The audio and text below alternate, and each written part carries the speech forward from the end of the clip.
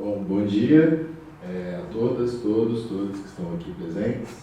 Me chamo Thiago, sou assistente de produção aqui na Academia Mineira de Letras e estou aqui para dar boas-vindas para esse projeto que está começando agora, o Vozes Diversas, que é muito importante para a Academia trazer esses temas para cá, para que a gente fale para mais pessoas sobre isso, sobre todo o leque de possibilidades que a diversidade tem.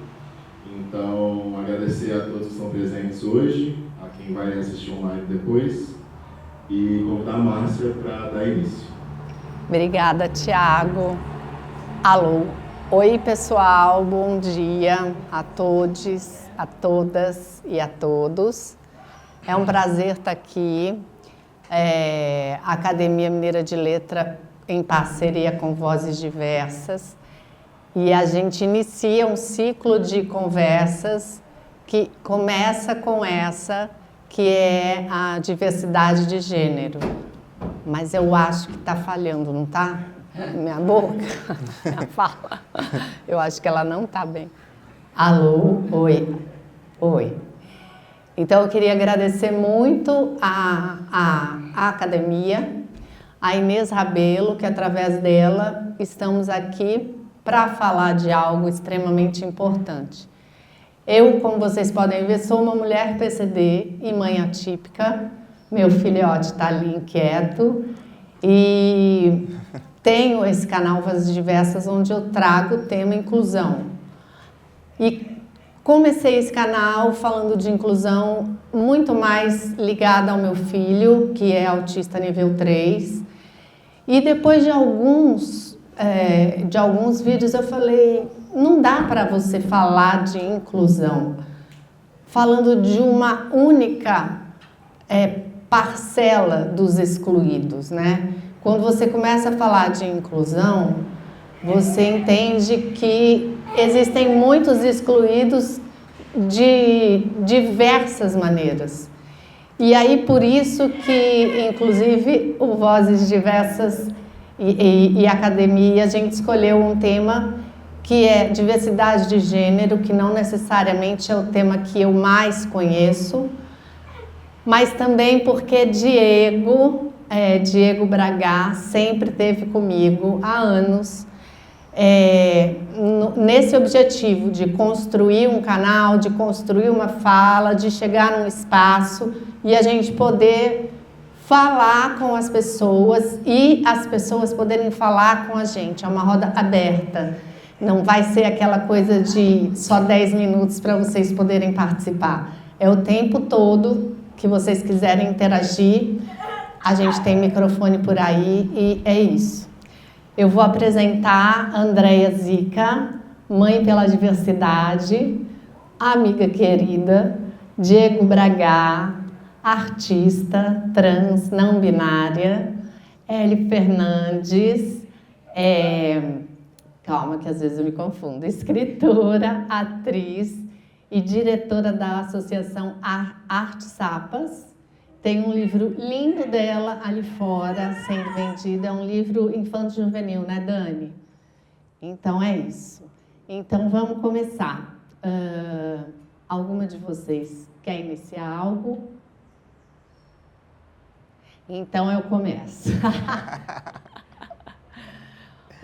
Andréia, vou começar por você.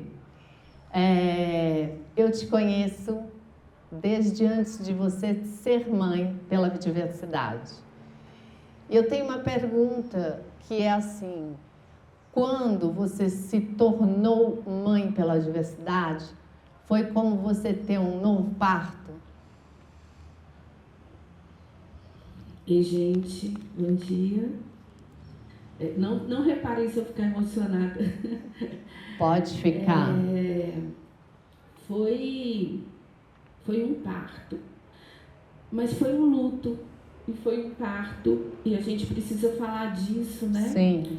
E eu fiz questão e fiquei muito honrada com o convite da Márcia, não só pelas companheiras que estão aqui, pelos companheiros que estão aqui, mas pela oportunidade de falar sobre isso na perspectiva materna, porque eu tive a sorte de, alguns anos antes, participar de um seminário em que um casal, um pai e uma mãe, contavam da experiência deles com esse parto. E das dores, das delícias. E aí, quando eu recebo, quando a minha filha chega para mim e fala assim: mãe, eu sou Helena. E aí ela nasceu naquele dia, eu já estava no meu imaginário, considerando os impactos que isso traria, né, para uma mãe. E eu sou extremamente feliz e orgulhosa dela, mas não posso também construir uma narrativa romântica sobre isso. Foi uma dor e uma delícia. É tipo parto mesmo, sim, né? Sim, exatamente. É tipo parto. Dói muito, mas na hora que nasce o bebê, você fala: gente, eu sempre quis ter uma filha, que filha linda, que orgulho de você. Eu e ela sempre conversamos, até hoje, sobre isso. É um processo que iniciou há 4 anos. Ela é uma mulher de 25 anos, linda, maravilhosa. Inteligentíssima. Eu ia falar isso, mas mãe sempre fala essas coisas, né, gente? Que os nossos filhos são maravilhosos. E até hoje eu falo muito, a gente conversa muito abertamente sobre isso, assim, das nossas alegrias, dos nossos incômodos. Ela é muito sensível, foi um processo muito doloroso para ela, teve uma boa rede de apoio. Mas eu disse para ela também, em algum momento, falei: eu sinto falta do Henrique. Sim. E aí eu me permita sentir falta do meu filho também. Assim, eu estou te acolhendo, te abraçando. Estou muito feliz com a sua chegada. Sempre quis ter uma filha, mas eu preciso ser honesta com você. Também estou em luto pelo Henrique. E aí a gente foi juntas elaborando isso. Mas eu não vou monopolizar. Não, mas é interessante ouvir você falar do luto, porque eu nunca tinha olhado por esse ângulo, porque eu não sou mãe pela diversidade, mas faz total sentido. Precisa ter uma morte simbólica para o nascimento da Helena, né? Ou de qualquer outra pessoa trans. Exatamente. E é muito importante você, como mãe, ter abordado e ter falado: preciso passar por um luto, né? Sim, nós duas. O pai considerou uma aberração, né? Eu sou mãe solo, né? O pai biológico considerou uma aberração. E nós duas passamos juntas por tudo que a gente precisou passar, né? Processos terapêuticos, médicos, endocrinologistas, todos os preconceitos. Eu lembro que uma vez ela, no início do processo de transição, ela ainda estava ensaiando que corpo que era o dela agora, né? E aí ela ainda pintava a unha, mas escondia o rosto. E aí ela teve uma fratura na tíbia, e aí eu fui para o hospital de emergência com ela. O médico, enquanto examinava o raio-x, falou: e essas unhas pintadas? Não acredito. Eu entrei na justiça. Assim, eu entrei na justiça um tanto de vezes. Eu já ando armada, assim, porque a gente fica... Filho é nervo exposto. Quem tem filho aqui sabe disso, gente. Filho é nervo exposto. Assim, encostou nele, dói na gente. E aí a gente tem que começar, tipo, uma guerra juntos, né? Mas a gente foi juntas. Eu tenho mais 2 filhos héteros, cis, um bem cis. Eu tô com um amigo da minha filha aqui, ele sabe do que eu tô dizendo. E ele é até branco, pra vocês terem ideia, tanto que ele é do padrão, assim. E aí os irmãos foram maravilhosos. Nós chamamos para um jantar, e ela falou: eu preciso contar para vocês, a partir de hoje eu sou Helena. E eles abraçaram e choraram muito e falaram assim: você é nossa irmã do coração, e o que você precisar, você vai contar com a gente cada dia da sua vida, de hoje para sempre, seja bem-vinda. E eles incorporaram, inclusive, mais rápido, porque eu ficava assim, Henrique, Helena, eu já não sei nome de filho. Quem tem 3 sabe do que eu estou falando. Você troca o nome. Eu ainda, até hoje eu ainda cometo alguns erros, eu já vou me antecipar com algumas desculpas, porque estou longe de saber o vocabulário certo de cada coisa, o jeito certo de me referir a cada coisa. Mas os meninos, a partir desse dia, coincidiu de chegar o censo lá em casa, e o meu caçula que estava lá, né? Aí eu falei, e aí, como que foi? Ele falou assim, não, foi tranquilo, experimentar tal coisa. E aí, pela primeira vez, eu falei, não, aqui em casa, né? Eu, minha mãe, meu irmão mais velho, minha irmã do meio e eu. Eu achei muito bonitinho, acho que ele falou isso antes de mim. Mas é isso, é uma dor e uma alegria, e uma dor e uma alegria permanentes. A dor não acaba no parto, não. É uma pena que a gente tenha que você tenha que lidar com os desafios que a gente sabe que são da sociedade, né? Que vem de um... Não dá para entender o óbvio do óbvio, mas infelizmente a gente tem que falar e falar e falar e falar e falar. Diego, dá para dar uma boa complementada, né, com a tua trajetória de se reconhecer, né? Agora trans não binária. Você pode falar para a gente?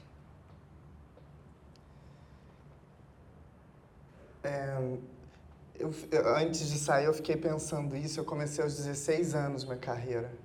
E ontem a Ju tinha falado que talvez a Manu, a filha dela, viria. Aí eu fiquei pensando assim, sempre, por ter começado muito jovem, eu sempre quero falar para esse público. Até a forma de eu me vestir é para mim, mas também de uma forma que já desconstrói para uma geração que já implodiu, não é? Às vezes eu acho que o que é muito importante, a gente está tendo vocabularizar um tanto de coisa para uma geração um pouco mais nova que a minha e as mais velhas, e a gente esquece que a gente já fez todo um trabalho que já implodiu nessa geração, que é da Manu, dos 13 anos, Sim. dos 12 anos. E então a gente fica contando mais 1 é igual a 2, 2 menos 1 é igual a 1, então 1 menos 0 é igual a 1, e a gente fica nesse looping.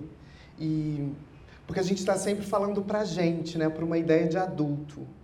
E eu acho que o que é importante, assim, eu acho que todo mundo está em transição, como toda a fauna e flora, não é? Então, assim, Sim. as coisas estão sempre em constante mutação, tanto a performance de gênero, a reprodução, a orientação sexual nos animais e nas flores são completamente implodidas. Isso a gente chama de ecologia queer, quando a gente realmente olha para isso e entende por que a gente está dizendo que um tanto de coisa é normal e anormal, e a gente perde tanto tempo dizendo, eu não sou anormal, eu sou o normal. Não, a verdade é, nós somos anormais, nós somos X-Men, não é? Mas todo mundo, junto com a planta aqui da academia. Então, eu acho que a minha transição começa... a minha mãe está aqui, eu fiquei 1 mês sem contato humano, numa incubadora, e o primeiro registro que eu tenho videográfico de audiovisual meu é meu aniversário de 2 anos, que era uma festa com o tema Sítio do Pica-Pau Amarelo, que nem é da minha geração, mas que era muito caro à geração dos meus pais. Então, os meninos entravam e ganhavam uma máscara do Visconde, Visconde de Sabugosa, e as meninas da Emília. A festa toda eu quero a da Emília, e meu pai, meu tio vão me dando a do Visconde, isso tudo tá filmado. Até que tem uma hora que eu dou um soco na cara do meu pai, eu aperto a bochecha do meu tio e começo a chorar. O último momento da festa, antes da minha casa virar uma discoteca, que a nossa casa sempre virava uma discoteca, eram festas incríveis, e sou eu num canto, depois de chorar muito com a máscara da Emília, mas assim... Exausta. De exaustão absoluta. Para existir. Para existir, mas isso já há uns 2 anos. Então, eu acho que tem uma coisa de implosão na naturalidade humana. Sim. Né, que é... Agora mesmo, o Chico, né, tá produzindo meu primeiro álbum, e cada música tem um pronome. Porque é um pouco sobre isso. Toda pessoa não binária é trans porque ela está sempre em transição. Obviamente, hoje eu estou num lugar transfeminino e muito mais óbvio, né? Ou seja, eu posso estar muito mais perto na binariedade de uma mulher do que de um homem, mas mesmo assim eu estou numa fluidez que eu acho que minhas ídolas e ídolos também estavam. Mas eu acho que é importante, às vezes, também esse olhar, assim, estou falando da minha transição, mas que eu acho que é menos importante, mas eu posso falar dela, mas é mais interessante a gente pensar que há uma geração toda que implodiu. Então, por onde a gente começa a falar para essa geração, né? A do Theo, por exemplo, onde que a gente começa a tocá-lo? Porque isso ele já entendeu, né? Ele já olha que já não interessa, talvez. Elas não têm dificuldade, elas não faz diferença, né?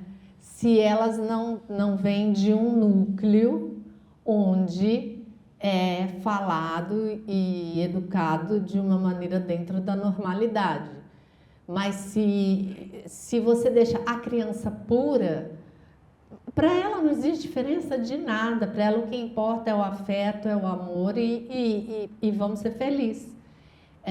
Mas a gente vive numa realidade planetária que está toda descompensada em todos os níveis da sociedade, né?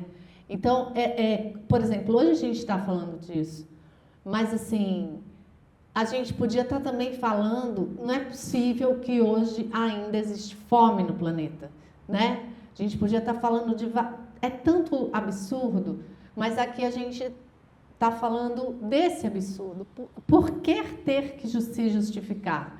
Eu vi a Laerte, eu não sei se vocês viram no Instagram, um trecho dela num podcast, e aí a pessoa acho que pergunta alguma coisa, mas já entra assim, eu não sei nem o que eu tenho que falar, o que eu tenho que falar, por que eu tenho que me justificar? É tão estranho para mim que eu não sei nem para que eu tenho que fazer isso. Por que a gente tem que justificar, né? Por que quando eu saio com uma outra pessoa do meu lado, as pessoas tendem a conversar com a pessoa que está em pé e não comigo? Entendeu? Por quê, né? O que aciona o meu filho, por exemplo, que está fofo, lindo, sentado ali, né, Teteco? Mas ele é uma criança hiperativa, para ele, nenhum dos padrões nos quais a gente é inserido, ele não tem. Para ele, o padrão é o padrão dele ali. Agora, ele está a fim de ficar ali, ele está ali. Mas se ele decidir que ele quer sair gritando, ele vai sair. Mas nem desrespeito isso porque é pura felicidade em vida, sabe? É o amor existindo. Então, é triste, chato, cansativo e irritante a gente ter que ficar esburacando a sociedade para poder existir sem ter que se explicar. É insuportável você querer sair como eu e não ter um espaço para você passar uma calçada inteira e atravessar uma rua. É insuportável você ver uma mulher trans passando na rua e algumas pessoas falando besteiras ou desrespeitando aquele ser humano. Ou melhor, o que é ser humano, né? Eu acho que até esse sentido da palavra, ele perde um pouco a razão quando a gente não pensa na biologia. Porque tem seres humanos que fazem absurdos tão grandes e que estão no controle do nosso mundo que eu não consigo achar que eu faço parte da mesma espécie. Então, é muito a se pensar e muito a se falar, né? E a conquistar. Então, isso que você falou em relação às crianças, é exatamente isso. É assim, a gente tem que falar disso para justamente elas não precisarem falar disso, né?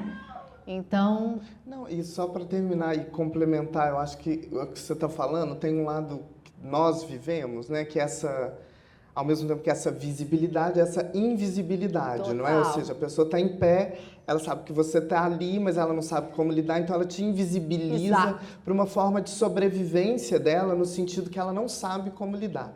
Eu acho que todas as pessoas, acho que começam nas mulheres, né? Acho que a grande questão, a misoginia vem, né? Acho que Talvez ele vai poder colocar isso, Uhum. mas vem ainda antes, não é? É antes da Bíblia, né? Já que a Bíblia é um livro cerne, né, para a sociedade. Muito antes. Mas eu acho que tem uma coisa que também é a tecnologia que a gente pode passar. Por exemplo, por mais ruim que é ser invisível, é um poder ser invisível quando a gente entende.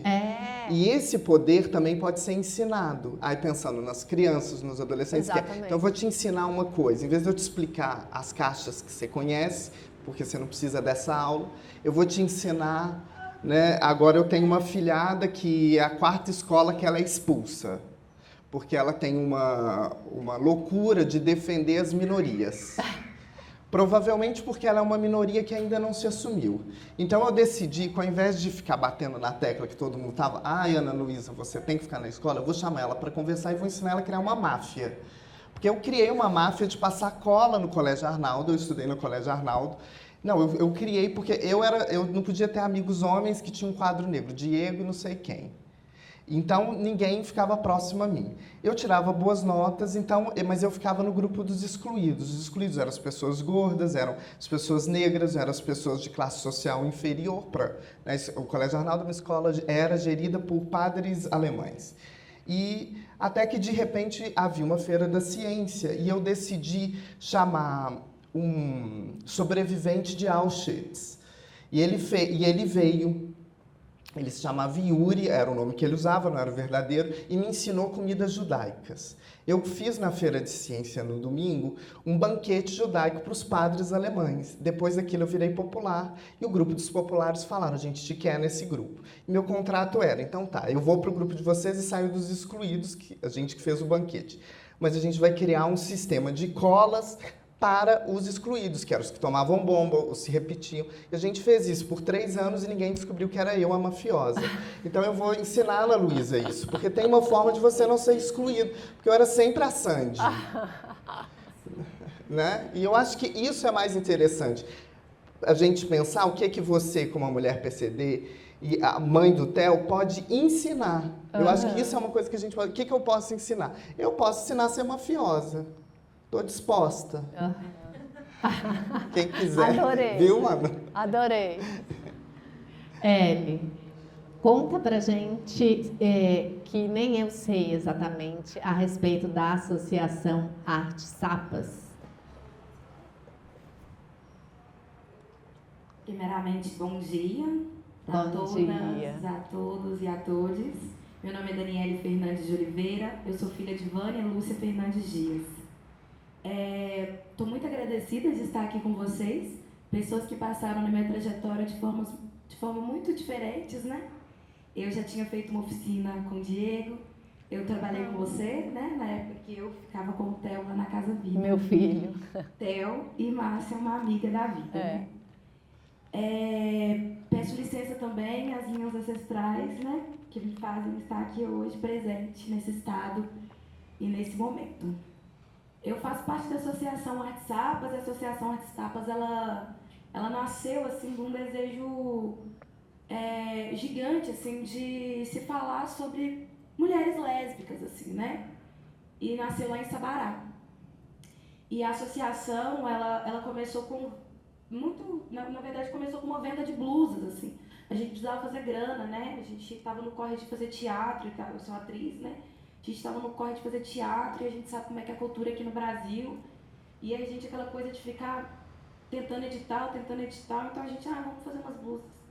E a gente consegue começar a fazer umas blusas e a gente entra no edital que estava aberto lá em Sabará, dessas mineradoras aí que tá destruindo tudo, mas era um edital com uma grana boa, assim, com a possibilidade da gente pelo menos construir algo, assim. E aí a gente cria a associação, só que a gente começa a entender também que as nossas copas não eram só copas lésbicas, assim, sapatão, assim, não era, né? Hoje a gente entende que a associação é composta por pessoas trans, pessoas não binárias, né? Pessoas cis. Então, hoje a nossa associação ela é composta por 8 pessoas trans, pessoas não binárias, pessoas cis. Ela hoje tem o eixo cultural, que é as Panchecléticas, que é uma coletiva que atua aqui em Belo Horizonte também. A gente, inclusive, vai fazer a primeira mostra de artes visuais que chama Brasas, com uma outra coletiva que é a Brasuras agora, em novembro. E aí, assim, a gente vai fazendo o nosso corre, assim, se unindo também muito no intuito de... Nós somos corpos e corpos que a gente já sabe, né? Tudo isso que vocês trouxeram, assim, de certa forma, é uma invisibilidade, mas também é uma visibilidade que a gente tem. Então, qual que é o nosso poder também, assim? O que a gente tem nas mãos, assim? Porque a gente já entendeu que é importante falar, que é importante a gente dizer sobre as nossas cicatrizes, falar dos nossos, né, disso tudo que a gente passa, né? O que você, Helena, passando, o que você, Diego, passa por ser uma pessoa não binária, uma mulher trans, o que eu passo sendo uma mulher negra, uma mulher pansexual, né? Nesse mundo. A gente sabe disso, você enquanto uma mulher PCD, uma mãe atípica, a gente sabe. Mas o que a gente pode fazer? A gente pode fazer isso que você está propondo a gente agora fazer, né?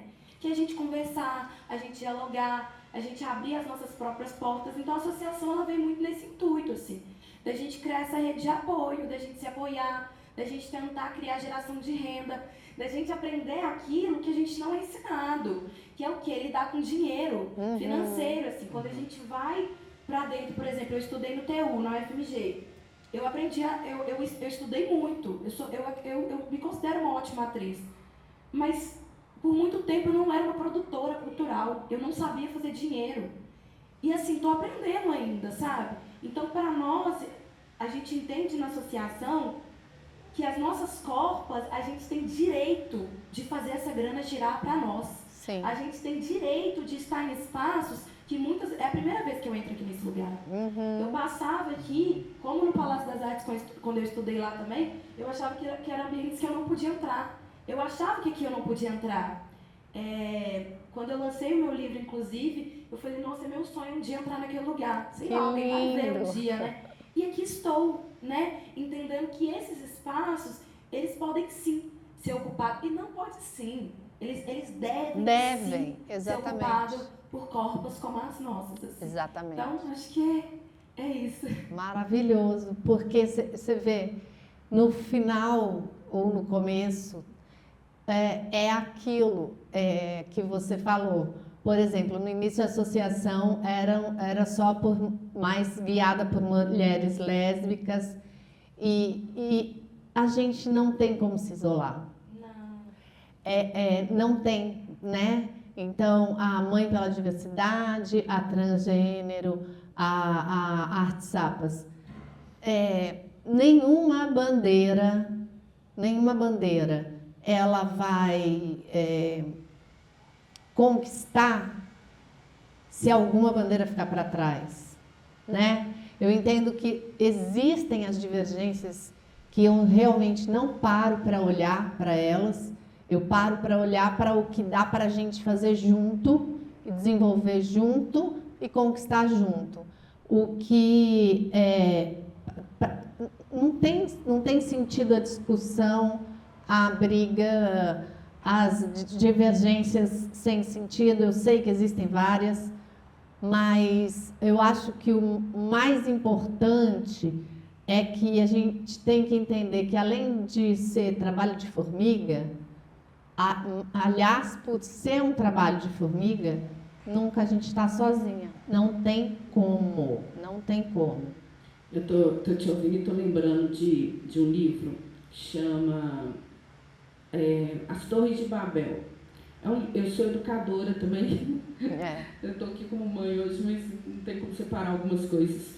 E tem um capítulo desse livro, do Jorge La Roça, que ele fala que... Porque, te ouvindo, Márcia, eu fico pensando que tem o aquém disso tudo, que é o primeiro rompimento que a gente tem que fazer é dessa dicotomia, normais, anormais, bonitos, feios, pretos, essa dicotomia, a gente tende a categorizar o mundo demais, assim, seu lugar é aqui, seu lugar é aqui. Quando você fala de fluidez, um passo anterior é a gente fluir como gente, né? Porque senão a gente vai criando tanta gavetinha pra gente entrar dentro dela, que a gente sai de uma prisão e cai em outra. E a gente precisa de liberdade, de oxigênio, né? E aí o La Roça, nesse artigo dele, ele fala que tem um negócio na Bíblia que saiu, foi um tiro pela culatra, que um castigo divino foi um tiro pela culatra. Que tem um mito hebraico lá na Bíblia, né, da Torre de Babel, vocês devem se lembrar dele. Sim. Os homens ousadamente queriam construir uma torre que cutucasse o céu, né, para eles se aproximarem de Deus. Deus ficou ofendido com essa ousadia e lança um castigo, e o castigo é que cada um falasse uma língua.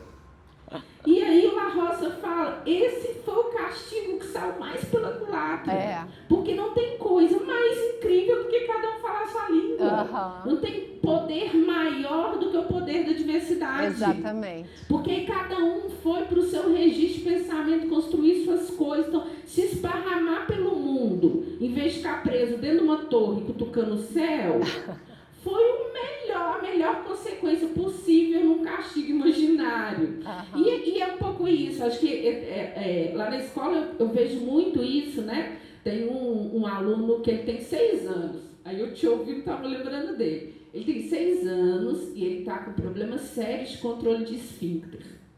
Aí a família foi e arrumou uma psicóloga para ele. E aí é uma psicóloga, uma senhora mais velha. E aí vocês têm que respeitar a geração também, gente. Para nós é um pouquinho... Para nós não tivemos a oportunidade de conversar sobre nada, né? A gente era azul e cor-de-rosa e não existia outra possibilidade no mundo, assim. Então, e aí ele vai para a escola com as unhas pintadas.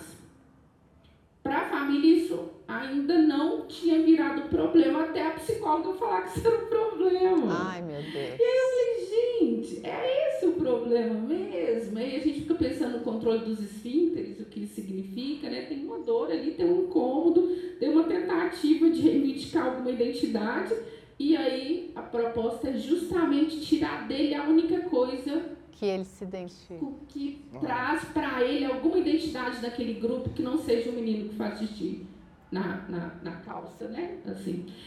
Enfim, é uma luta muito grande, mas eu concordo com você, não no sentido de invalidar pequenas batalhas, né? Porque uma luta é feita de pequenas batalhas, mas no sentido de entender que todas essas pequenas batalhas, elas estão alicerçadas num desejo comum de entender que a diversidade é uma potência e não uma fragilidade. Sim, né? Sim, total. Sobre essa questão de ser invisível, tem um vídeo no canal onde eu falo do superpoder. E óbvio que ali eu estou sendo irônica e tal, mas eu tive uma pessoa que escreveu para mim, brava, porque ela também podia ter um superpoder de ser invisível. Aí eu respondi, você viu o vídeo até o fim? Né? Vi. Eu falei, não, você não viu, porque se você tivesse visto, você não estava falando isso para mim. Então, é muito difícil também. Tem pessoas que estão tão distantes dessa realidade mista que é a humanidade, com suas peculiaridades, que às vezes a gente falando abertamente, elas não conseguem entender. Então é realmente vamos lá. E assim, posso ter sido interpretada mal na questão quando eu falo, né, das lutas individuais, mas não foi de maneira nenhuma, né, querendo diminuir. Eu sei que elas estão lá, mas assim, igual no meu caso, eu só parei para perceber que o mundo não olhava para mim quando o Theo nasceu. Ou seja, a hora que o mundo não olhou para o meu filho, aí que caiu a ficha, né? E aí que eu falei, caramba! E de repente eu ganhei 2 nomes, mulher PCD e mãe atípica, né? Então eu também demorei muito a entender, né, a minha própria condição e o que a sociedade não me beneficiava nisso. Só caiu a ficha quando doeu pelo filho. Então, não, a gente tem que continuar, sim, as bandeiras cuidam das peculiaridades, né?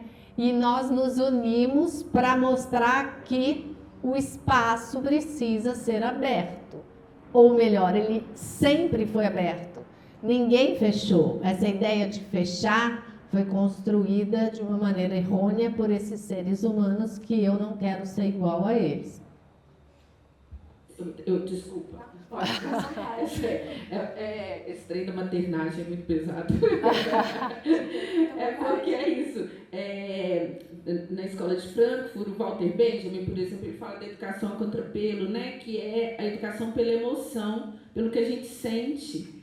E aí, quando eu fui mãe pela diversidade, eu morava no bairro Santo Antônio, morei lá muitos anos, e no posto de saúde tem uma moça trans trabalhando.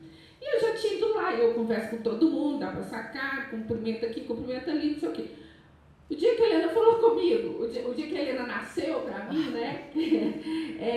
Eu cheguei lá no posto, aí eu virei para ela e falei assim: menina, seu cabelo tá lindo, e dei um abraço nela, porque eu falei, gente, ela precisa saber que ela tá maravilhosa.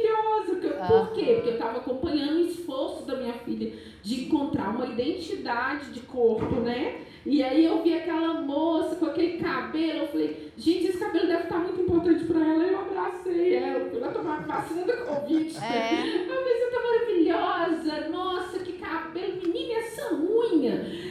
E aí eu até virei a vara, né, gente, assim, porque aí eu queria abraçar e beijar todo mundo, e falar, todo mundo é maravilhoso, gente do céu, esse cabelo seu, porque eu queria que as pessoas se sentissem acolhidas, porque a minha filha não estava acolhida, né? Isso é educação a contrapelo, assim, é a gente colocar todos os nossos órgãos do sentido em alerta para perceber, para tirar da invisibilidade, né?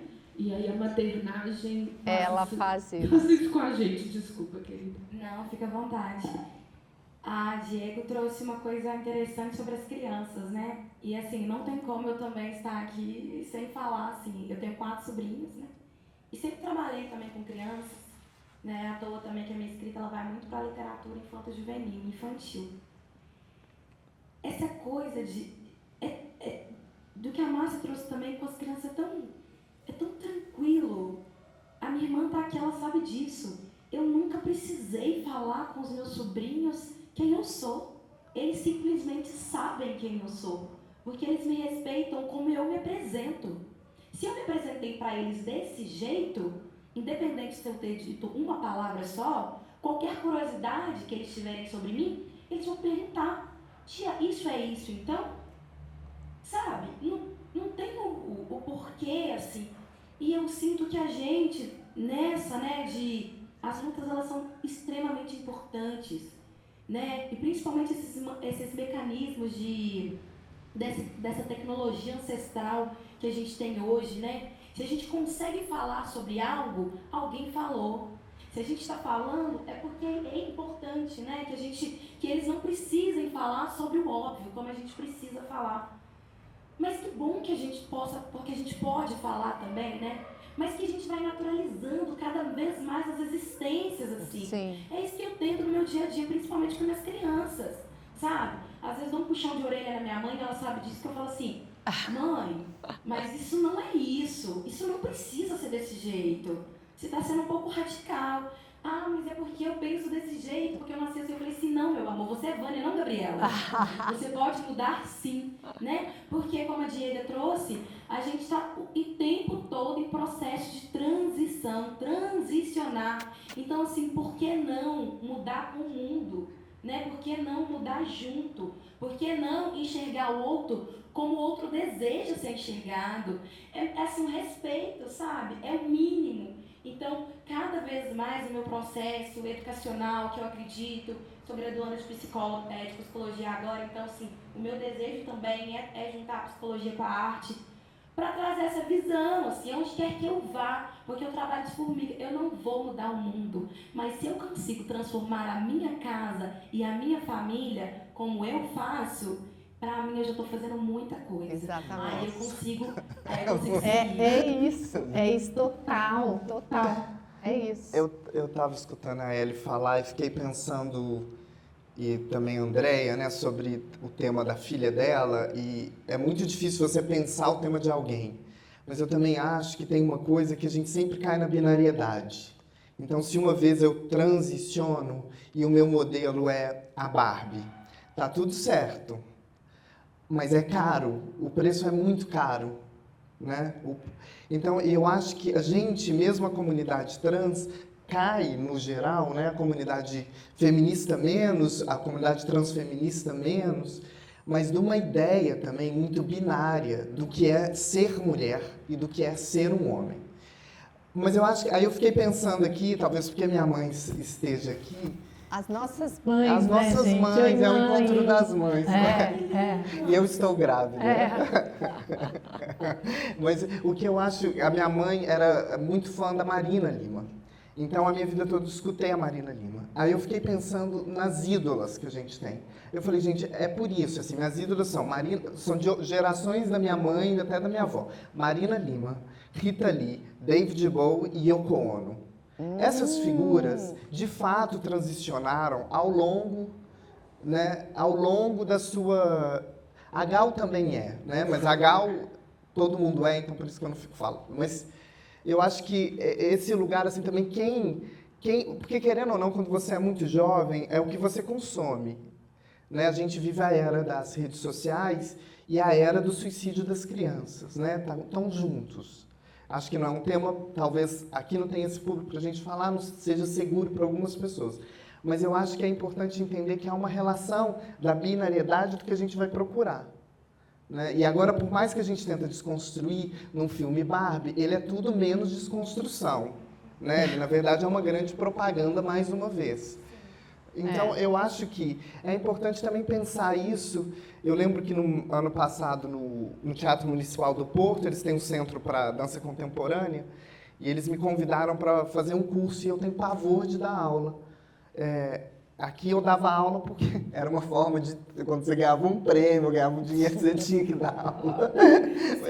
Mas eu tenho pavor, porque é muita responsa e eu sou muito livre. Então, para mim, não quer ter aula? Não tenha. Quer fumar? Fuma. Então, aí não dava certo com os edifícios. Mas o meu projeto, falei, então vai chamar Ancestrarium. Né? Como um herbário, né? Como que a gente vai pensar uma ancestralidade sanguínea que a gente tem, que eu posso pôr minha mãe, meu pai, mas também a ancestralidade que eu tenho. Eu posso pôr nela a Rita Lee, eu posso pôr nela a Marina Lima como pai e mãe, eu posso pôr a Yoko Ono, e posso justificar que meu cabelo veio da Yoko Ono. Ou a Sônia Braga, por causa do meu nome, que é uma que está sempre... É da minha tia, Sônia Braga, é DNA. E eu acho que é importante pensar essa relação de ídolos, do que você vê, do que você consome, sabe, mais também. E tudo bem consumir a Barbie, eu sempre quis a Barbie. Mamãe não me deu a Barbie, me deu uma bela adormecida, que você passava uma esponja quente e fechava o olho. Eu passei tanto que ela ficou parecendo que estava possessa do demônio. Mas eu nunca tive, ainda vou ter minha Barbie. Mas é isso, também pode querer a Barbie, mas eu acho que é importante pensar que eu acho que até a comunidade feminista e trans e realmente vai ter dificuldades de aceitação, porque se eu estou olhando a Gisele Bündchen a minha vida toda e me olho no espelho como uma pessoa feminina trans e ela é o meu modelo, aquilo vai bater muito mal. Exatamente. Não é? Eu vejo muito dessa forma, assim, também. Eu fiquei pensando um dia, conversando com uma pessoa muito próxima, assim, que está no processo de transicionar também. Eu falo no processo, assumindo que a gente está o tempo todo, mas essa coisa mais pela sociedade, né? Que perpassa, assim, pelos pronomes. E aí, eu trocando uma ideia, eu falei assim, eu sou uma mulher. E aí ela pegou e falou assim, mas por que você está falando isso? Eu falei assim, porque, pensa bem, enquanto uma pessoa negra, o que me tiraram primeiro na caixa que me colocaram foi o direito de ser uma mulher. Né? Tem até aquele texto maravilhoso, e eu não sou uma mulher. Então, eu tive que... Esse processo, eu entendo, assim, que por muito tempo eu tive que me afirmar muitas coisas para hoje conseguir não precisar me afirmar, né? E cada vez mais eu tento não precisar me afirmar. Porque eu comecei, por exemplo, chegando para minha mãe falando que eu era sapatão. E hoje eu entendo que eu sou uma pessoa pansexual e amanhã eu posso ser outra coisa. Exatamente. Graças a Deus. Exatamente. Coisa linda, maravilhosa. Então, assim, essa coisa de colocar nessas caixas você é mulher, você é uma pessoa negra, então você não é mulher porque lá atrás a galera já colocou as pessoas negras já como animais, né? Então, primeira coisa, eu preciso ser um ser humano. Eu preciso ser um ser humano e depois eu preciso ser uma mulher, eu preciso ser negra. Negra, negra, negra, mulher, mulher, mulher. Sapatão, sapatão, sapatão. Não sei o que, não sei o que, não sei o que. Periférica, periférica. Então, você fala assim, chega um momento que você fala assim, peraí. E aí eu comecei a me apresentar dessa maneira. Eu sou Daniele Fernandes de Oliveira, eu sou filha de Vânia Lúcia Fernandes X. Quer saber mais sobre mim? Pergunte. Estou disposta a responder, mas não me rotule. Porque eu não sou rótulo. E não estou disposta a ser. Então é isso, complementando a Diego, porque eu acho que você me traz muito essa sensação assim, de querer não ser mais o que eu não desejo ser. A gente perde tempo, né? Eu não me explico. Sabe o que eu aprendi? Um dia um cara tava lá me cantando no teatro, insuportável. Falei, qual que é o seu Instagram? Eu pus pra ele ver, Diego, porque eu não quero... Não, mas escolhe, isso não é seu, você tem que mudar seu nome. Sabe o que eu faço? Você acha que eu me explico? Eu finjo que eu não escutei e viro. Mamãe sabe disso, eu viro, saio andando. Já me chamaram de louca. Porque eu não vou, a gente perde tanto tempo. Pra que eu vou te explicar por que o meu nome... Primeiro que eu não gostei de você. Segundo que... Dói as costas, dói no outro, porque eu jogo um ódio na pessoa. Mas antigamente me doía muito. Mas eu acho que o tema da mulher negra, que é um tema crucial e central na sociedade ocidental. Não é? Eu acho que é o tema de protagonismo. Basilar, assim, sabe? Assim, que deve ser repensado, porque é o que você falou. Eu tenho que começar a dizer que eu sou um ser humano. Na verdade, você não precisa dizer que você é. Na verdade, é a grande ameaça na história que isso significa. Porque decolonizar é o tema do futuro, como o gênero é fluido. Não há volta a dar, como a gente estava falando. Eu falei da Manu no início, tem coisa que já implodiu. Agora, os demônios vão virar a cabecinha várias vezes para ter medo, mas não tem volta a dar. Né? Assim, a grande peça de teatro já está escrita e os protagonistas mudaram. Aceite ou não aceite, mudou. É bom a novela ou não é? Mas os protagonistas são esses agora. É o que você vai ter que engolir. E é por isso que eu viro e não respondo e não me... Não vale a pena gastar vida com quem não vive a própria vida. Não vale, a não ser que haja dinheiro. Porque aí é o que ela falou sobre... A gente estudou na mesma escola, que é o TU da UFMG, que é maravilhosa, mas que nos ensina que não é sobre dinheiro. Vai viver da sua arte. E a gente fica uma coisa hippie sem estar na era de Woodstock. E aí é insuportável, você não pode vestir bem. Agora, o que eu acho que é importante é pensar sobre isso, assim, o dinheiro, se pagar, beleza. Né? Acho que é sobre isso também. Se pagar, a gente se explica, né? Alguém quer falar, perguntar? Não? Sim? Nem o Theo tá lá pra fora. Acabou de olhar pra cá. Então vamos, já que eles não querem, a gente fala. Quando vocês estão pensando aí no que vocês querem falar, é porque aí eu voltei para maternagem, assim. Eu sou mamãe de 3 filhos, né? 2 rapazes e uma moça, todos adultos. Eu nunca tinha perdido o sono esperando um filho chegar em casa. Eu perco o sono preocupada com a Helena. Eu falo com ela, agora ela até foi morar com a namorada, mas quando ela estava ainda morando comigo, eu falava com ela todos os dias: filha, toma cuidado. O mundo é hostil para você. Assim como eu tenho que falar com meu filho caçula, que é negro, né? Filho, não anda sem identidade. Porque se pararem você tiver sem identidade, você vai ter problemas. Vocês conseguem conceber o quanto dói no coração de uma mãe?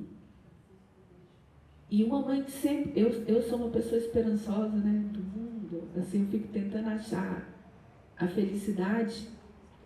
Me dói cada vez como uma navalha eu ter que reafirmar para os meus filhos, por motivos diferentes, que eles são um alvo. E que tem alguma pessoa que em algum momento pode encontrar a Helena na rua e agredi-la arbitrariamente, aleatoriamente, pelo simples fato dela existir. Pensar que o Brasil é o país que mais mata transexuais no mundo. Pensar que no primeiro médico que eu fui com a Helena, que foi um endocrinologista, ele virou para mim, para a Helena, e falou assim: Helena, você sabe que a expectativa de vida de uma mulher trans no Brasil não chega a 40 anos? É muita dor, né? E aí, gente, que mundo é esse que decide que alguém vale apanhar por existir, que alguém vale morrer por existir, sem que nenhuma dessas pessoas tenha nos prejudicado em absolutamente nada? É aleatório, é arbitrário.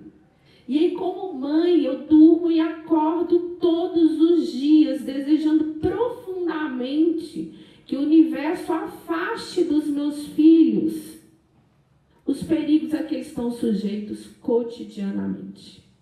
Essa é uma dor, quando eu falei que a dor do parto dura até hoje, vai durar para sempre, a dor que dura é essa, não é mais do luto do Henrique.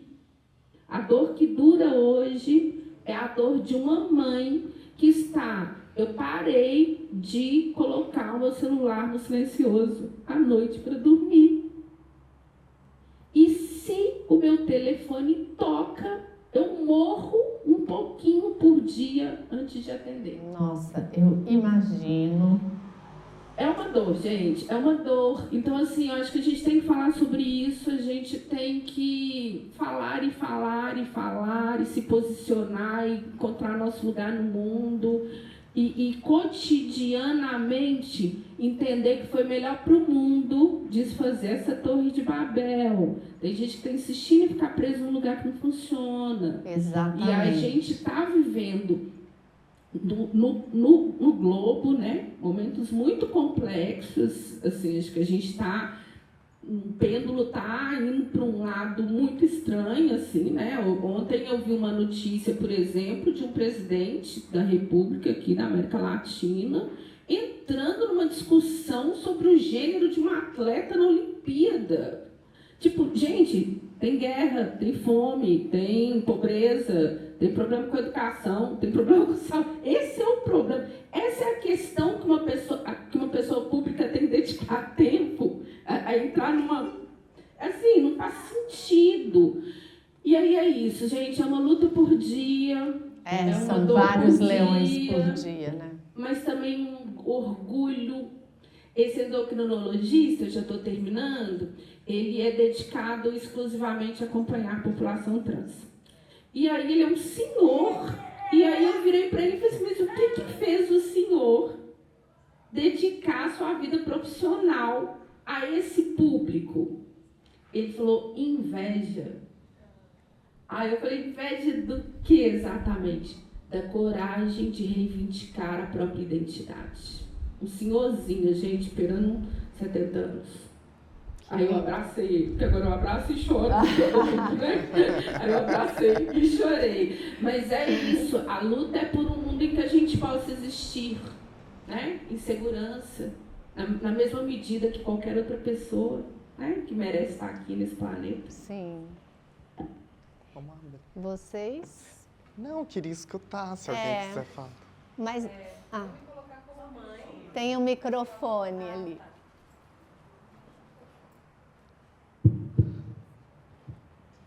Bom dia, meu nome é Julieta, eu sou mãe também, da Manu, que tem 13 anos, e do Henrique, que está em casa com o pai. A sua fala me atravessa muito. E eu vou ficar emocionada também. Eu não ocupo hoje esse lugar da maternidade, da parentalidade, de ter um filho negro, né, e de ter uma filha trans não binária. Os meus 2 filhos são brancos, de classe média, até então performam o gênero binário, né, que eles nasceram fisiologicamente, assim, não atravesso esse desafio no meu cotidiano, mas me pego muitas vezes nesse lugar como mãe, sentindo a ferida exposta da possibilidade, eu me pego muitas vezes me colocando nesse exercício de pensar, se o Henrique fosse um menino negro, agora eles estão começando a chegar na adolescência, né? A Manu está com 13, o Henrique está com 10. Como seria esse celular nunca no silencioso? Né? Então eu queria me colocar aqui como de mãe para mãe e dizer que essa construção desse espaço seguro, dessa rampa de acesso, ela se dá coletivamente, através da empatia, da generosidade, e de saber que às vezes não é a sua própria ferida, mas que animicamente todas as feridas estão expostas juntas, como mães, né? Como seres humanos, como individualidades que simplesmente precisam existir na sua liberdade, para transitar de maneira segura. Porque, falando do aspecto da maternidade, que é um lugar que me cabe muito bem hoje, já há alguns anos, né? A única coisa que a gente quer é que os nossos filhos transitem em segurança, na felicidade de serem quem eles desejam ser, de quem eles são, daquilo que eles trouxeram para afetar e transformar o mundo. E nós, enquanto pais, esse exercício de recuar quando é necessário, para que eles desenhem esse caminho que não diz respeito às nossas expectativas, mas ao que eles trouxeram para o mundo, ao que eles têm para dizer, ao que eles têm para transformar e afetar. E só para fechar, essa questão, né, da geração, das crianças, eu falei ontem isso para a Di. Para os meus filhos, para os meus 2, isso simplesmente não é uma questão. A gente está debatendo isso aqui para a Manuela, na construção do diálogo deles com o mundo, isso já se dá com uma naturalidade absurda. A diversidade dos corpos, a diversidade das escolhas, a diversidade de como que as pessoas se colocam e são no mundo e estão no mundo hoje. E estão, porque a dicotomia ela pertence a esse sistema patriarcal violento e que está assim, né, caminhando para uma transformação, e a gente está no olho do furacão agora. Né? E que bom que estamos aqui nessa manhã de sábado olhando para ele, sim, com a generosidade que nos cabe. E que daqui isso ecoe cada vez mais. E eu te sustento, eu te escuto, eu te abraço e sinto no meu coração a mesma pulsação que você sente. Porque é isso, seguimos juntos para um mundo melhor, para a construção de espaços seguros, para que as pessoas possam ser felizes e fazer a transformação que elas vieram fazer. Você está aqui com a sua filha, né? Já é um grande abraço. Porque o caminho é esse, né? O caminho é entender que a luta não é minha, é de todos nós, né? É muito bonito ao mesmo tempo isso tudo, né, gente? Eu tenho uma profunda admiração pelo que o mundo está se tornando com essa explosão, assim, sabe? Eu tenho uma profunda admiração pela coragem com que as pessoas falam assim, estou aqui, eu vim, esse lugar me pertence, e você vai me tirar daqui na unha. Mas muito obrigada pelas suas palavras, assim. Eu agradeço também.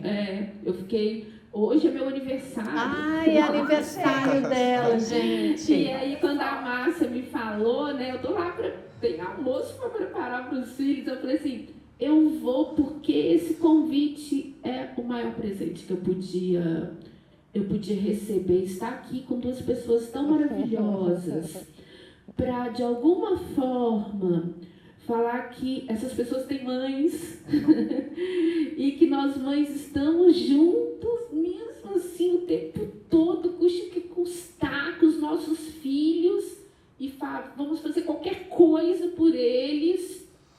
E isso para mim é um presente. Tá aqui falando que eu tenho uma filha que se chama Helena, que é poliglota, que recentemente foi ofendida nas redes sociais porque ela tem uma página que ela dedica a traduções de poemas japoneses medievais, e um homem entrou nessa página e falou que deve ser plágio, que as traduções não podem ser dela, porque uma mulher negra uma mulher negra trans não teria cérebro para isso. E aí nesse dia ela chorou muito, e eu chorei junto com ela, e aí ela até fez um vídeo depois e falou assim: eu sou uma mulher negra, trans, proficiente em japonês pela Universidade de Tóquio. Muito obrigada. É isso aí. Então, alguém mais gostaria de falar alguma coisa?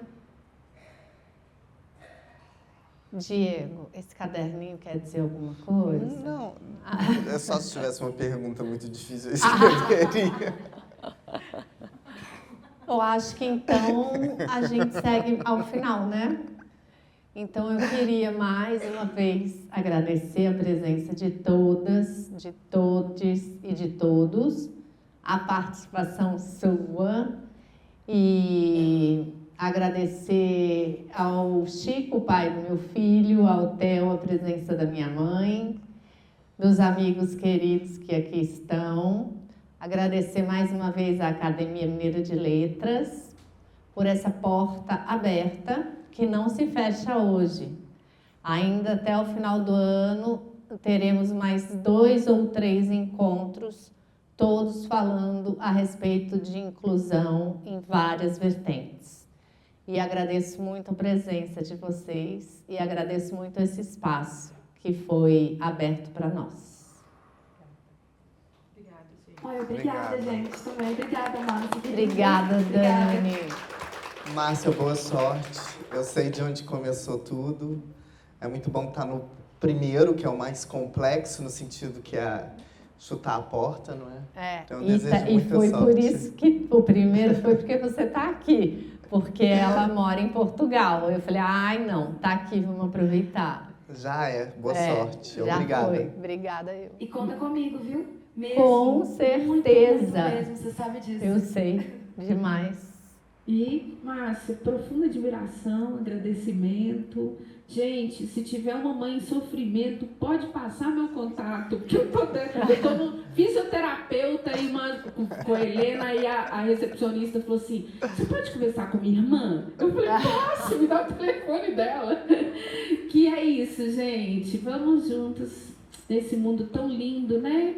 Nos amando, protegendo a que a gente ama, né? Esparramando aí respeito, empatia, generosidade. Uma última coisa, eu estive aqui, a última vez que eu estive aqui foi numa roda com a Conceição Evaristo, a Paulina Chiziane e a Sobral, uma poeta de Brasília, e a Paulina Chiziane, que é uma escritora moçambicana, ela estava falando da solidão da mulher preta, né? Que lindo. E aí, as 3 estavam discutindo a solidão da mulher preta. E aí a solidão da mulher preta se junta à solidão da mulher preta, mães pela diversidade. E aí essas coisas vão em camadas, nos atravessando e nos constituindo, né? Muito obrigada pela oportunidade terapêutica de falar sobre isso. Obrigada, Márcia. Imagina. Parabéns Um beijo, gente. pra Obrigada. você, nessa data.